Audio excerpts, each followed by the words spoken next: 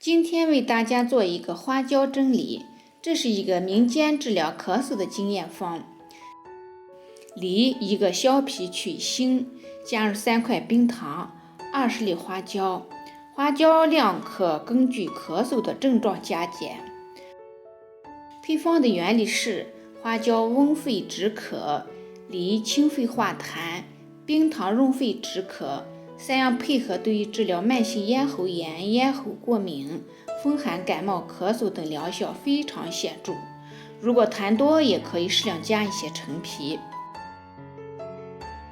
放入锅里蒸20分钟。